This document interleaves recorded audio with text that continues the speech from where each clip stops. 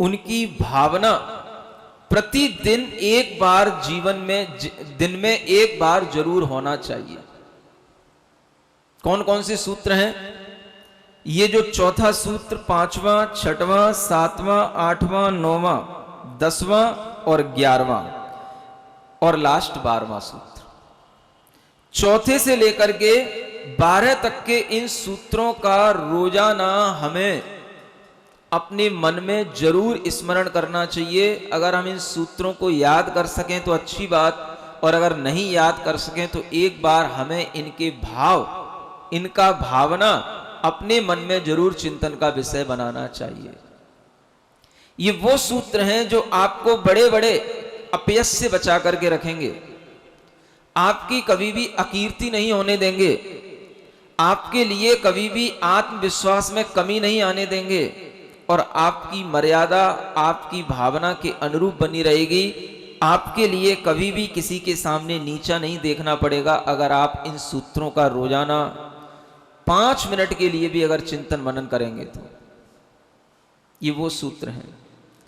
इसलिए सत्य की भावना प्रतिदिन हमें करना चाहिए कि हमें अपने वचनों से किसी को भी छलना नहीं, हमारे वचन सबके हित में हो, और वह हित तभी होगा जब हमारे भीतर ये 4 चीजों का त्याग हो। क्रोध नहीं हो, लोभ नहीं हो, डर नहीं हो और हास्य नहीं हो। जब इन 4 चीजों के त्याग के साथ हम बोलें तो आचार्य, अब देखो एक सूत्र में 4 चीजों को तो निषेध रूप में कह रहे हैं कि इसको रोको, पहले इसको रोको। अब जो प्रवृत्ति करो, बोलो, वो कैसे बोलना? विधेय रूप में एक ही वचन है, अनुवीची भाषणम। अनुवीची भाषण का मतलब शास्त्र के अनुसार बोलो, सत्य बोलना है, बिल्कुल अनुवीची। वीची का मतलब होता है लहर, तरंग। जैसे लहर एक के बाद एक बिल्कुल क्रम से उठती चली जाती है, और वह लहर अपने आप में बिल्कुल निर्मल होती है, उसमें किसी भी तरह की मलिनता नहीं होती है। ऐसे ही आपके वचनों की लहर बिल्कुल शास्त्र के अनुसार चलती जाए और बिल्कुल आपकी आगम के अनुसार वाणी हो तो वह कहलाती है अनुवीची भाषण। वही भाषण सत्य भाषण कहलाता है। 4 चीजों का निषेध और एक चीज विधेय। बोलने से पहले 4 बातों पे पहले ध्यान रखना कि मैं कैसे बोल रहा हूं। क्या सुन रहे हो? आप तो बोलते ही रहते हो, लेकिन अगर सत्य व्रत ले लोगे और सत्य व्रत की भावना करोगे तो बोलने से पहले निषेध 4 चीजों का पहले देखो। रोक कितनी है? बोलना तो केवल एक प्रक्रिया है विधेयात्मक, लेकिन निषेध पहले कितना बड़ा है। बोलने से पहले भावना करो, मैं क्रोध के साथ नहीं बोलूंगा। भावना करने का मतलब मन में बार बार अपने मन से कहो, मैं क्रोध के साथ नहीं बोलूंगा, मैं लोभ के साथ नहीं बोलूंगा, मैं भय के साथ नहीं बोलूंगा, मैं हास्य के साथ नहीं बोलूंगा। पहले नहीं की बात विचारधारा लाओ। मन जब तैयार हो जाए इन 4 चीजों के लिए, तब फिर बोलना शुरू करो, और वह बोलना आगम सम्मत, आगम के अनुसार होगा तो वह आपके सत्य वचन कहलाएंगे। बोलते हुए भी आप अहिंसात्मक वचन आपके होंगे तो आपके माध्यम से वह सत्य भाषण दूसरों के अंदर उतरेंगे और उसके माध्यम से दूसरों के अंदर भी सत्य को ग्रहण करने की भावना बनेगी। तो ये भावना करने की चीजें हैं। सुनना भी जरूरी है, समझना भी जरूरी है, और उससे कहीं ज्यादा जरूरी है कि हम इन सूत्रों की भावना प्रतिदिन करें। कल का भूल गए, आज की भावना करोगे, आज का भूल जाओगे, कल फिर नई भावना करोगे, ऐसा तो नहीं। इन सबको इकट्ठा करना। एक एक लाइन के ये सूत्र हैं। अगर हमारे सामने कभी जिनवाणी आ जाती है तो हम जिनवाणी में भी तत्वार सूत्र को निकाल करके कम से कम इन सूत्रों का रोजाना जरूर हम थोड़ा सा चिंतन मनन करें, इससे हमारे अंदर व्रतों को ग्रहण करने की भावना भी बढ़ेगी और जो व्रत ले लेते हैं उनके व्रतों में स्थिरता और अधिक आने लग जाती है। भावनाएं अचौर व्रत की हैं। चोरी नहीं करना, तो चोरी नहीं करने का मतलब क्या है? किसी वस्तु को चुराना ही चोरी नहीं होता है। क्या सुन रहे हो? किसी वस्तु को चुराना ही चोरी नहीं होता है। कुछ चीजें ऐसी होती हैं जो चीजें हमें मान लो कोई भी उनसे रोकने वाला नहीं है, प्राकृतिक रूप से हमें मिल गई या सरकारी रूप से हमें मिल गई और हमने उसको हड़प लिया, उसके ऊपर अपना अधिकार जमा लिया, अपनी ऑनरशिप उस पर बना ली, वह भी एक तरह की चोरी हो जाती है। यहां जो भावना कही जा रही है ये उत्कृष्ट महाव्रतों की अपेक्षा से कही जा रही हैं, लेकिन अड़ुव्रती भी इनका अपनी शक्ति के अनुसार पालन कर सकता है। पहली भावना क्या है? शून्यागार। शून्यागार का मतलब अगार माने होता है घर। ऐसे स्थान पर रहो जहां पर शून्यता हो। मतलब क्या है? ऐसे स्थान पर रहो जहां पर किसी की कोई ऑनरशिप ना हो।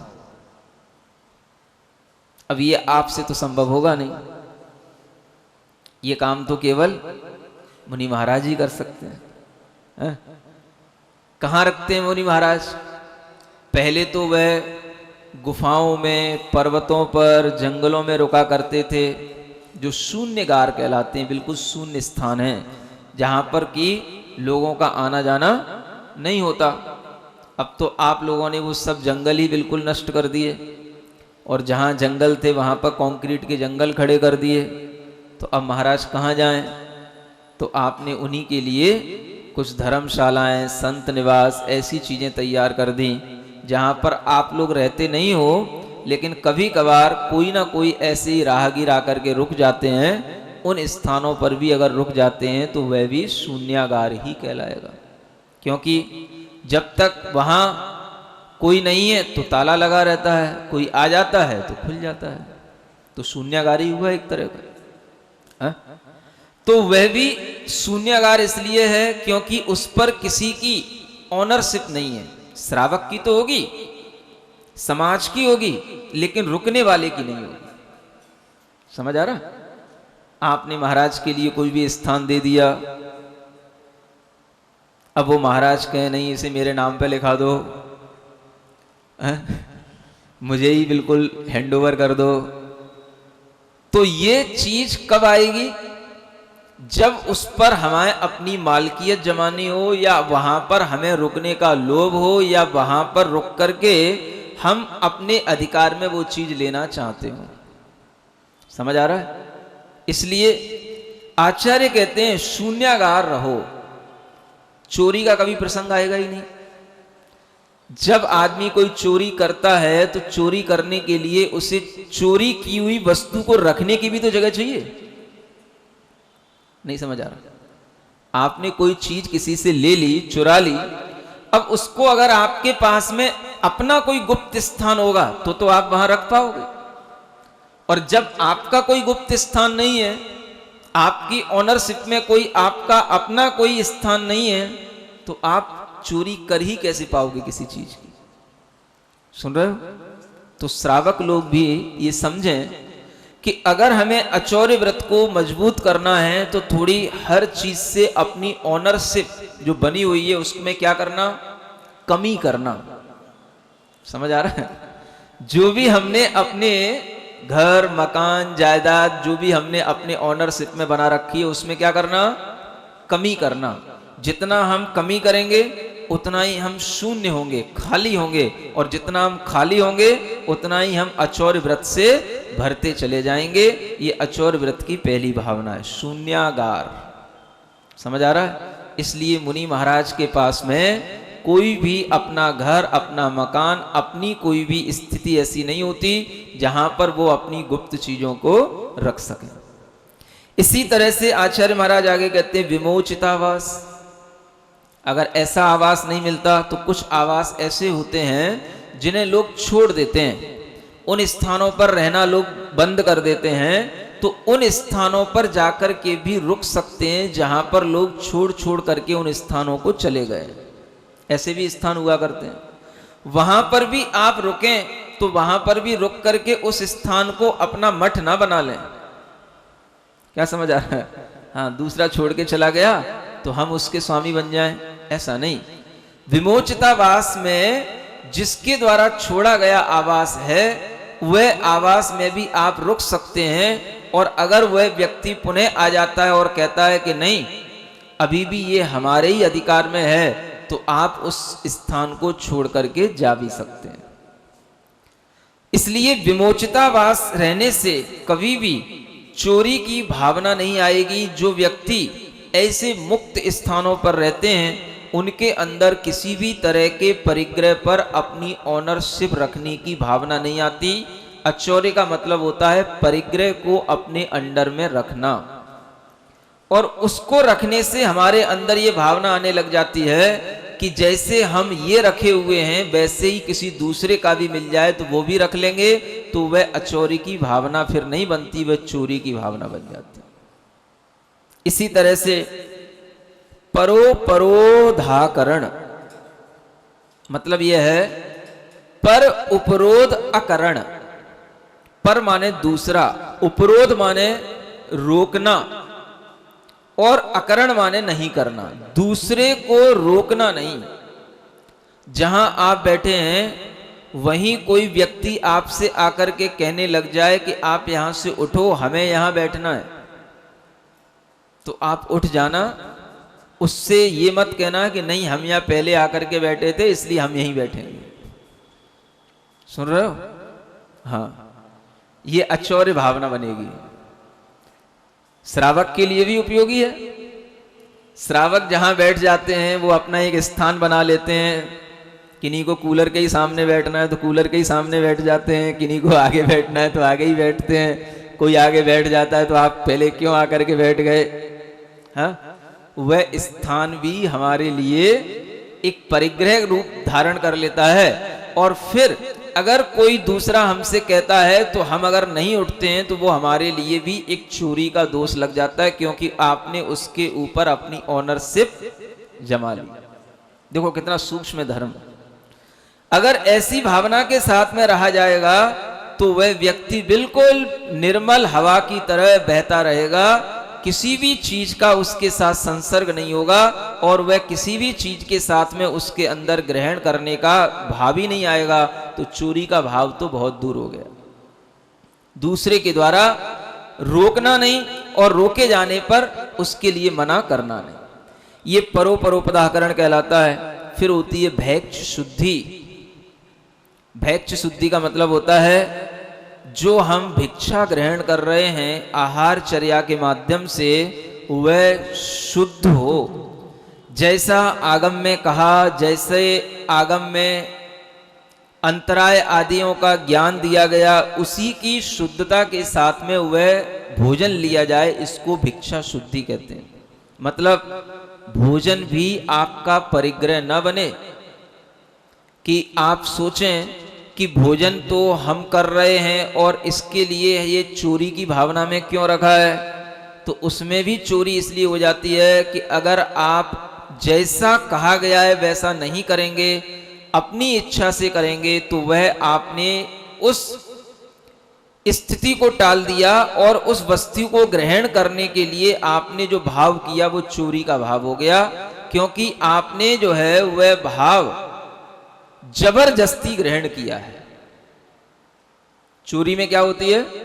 एक जबरदस्ती भी होती है। आपसे कहा गया ऐसा ही करना, और आप ऐसा ना करके किसी भी तरीके से आप भोजन ग्रहण कर रहे हैं, तो वह क्या हो गया? वह जबरदस्ती हो गई। जबरदस्ती हो गई, आगम की आज्ञा का उल्लंघन हो गया, गुरु के वचनों का उल्लंघन हो गया, वह भी एक चोरी हो गई। भोजन भी चोरी से किया जा सकता है, श्रावक भी कर सकता है, साधु भी कर सकता है। साधु अगर मूलाचार के विधि के अनुसार बताए गए नियमों के अनुसार भोजन नहीं करता तो उसको चोरी का दोष। और श्रावक अगर शुद्धि जो बताई गई है उसका ध्यान नहीं रखता, या किसी भी तरह से वह भोजन करने की कोशिश करता है, अन्य किसी चीजों का ध्यान नहीं रखता, तो उसके लिए भी वह चोरी का भाव आ जाता है। समझ आ रहा है? अगर आप व्रती हैं तो आपके लिए अंतराय भी करना होता है, हाँ? शुद्धि का ख्याल रखना होता है, भोजन की भी शुद्धि का ख्याल रखना होता है, जो भोजन बन रहा है उस वस्तु की भी शुद्धि का ख्याल रखना होता है।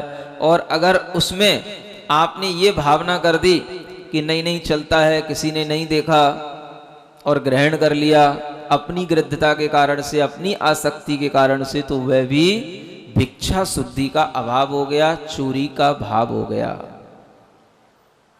सुन रहे हो? खाते पीते भी चोरी हो जाती कि नहीं होती है?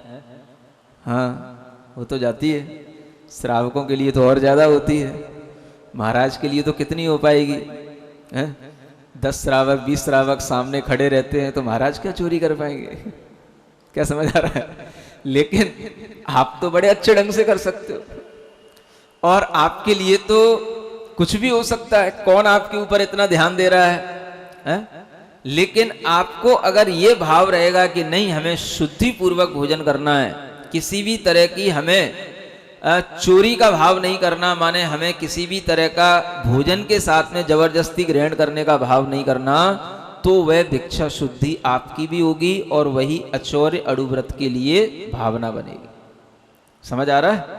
अपने अपने ढंग से समझ लेना, अपने अपने मन से पूछ लेना कैसे कैसे चोरी की भावना आ जाती है। फिर आचार्य कहते हैं सधर्मा विसंवादः, अपने जो साधर्मी जन होते हैं, जिनके साथ बराबर से हम उठते बैठते हैं, उनके साथ विसंवाद नहीं करना। विसंवाद का अर्थ एक लड़ाई झगड़ा भी होता है, विसंवाद का मतलब तू तू मैं भी होता है, अपना तेरा करना भी होता है। और इस तरीके से जब कुछ होता है तो उससे जो है क्या होता है, वह चीज पर आप अपनी मालकियत जमा रहे हैं, तभी आप उसमें तू तू मैं कर रहे हैं। नहीं समझ आ रहा?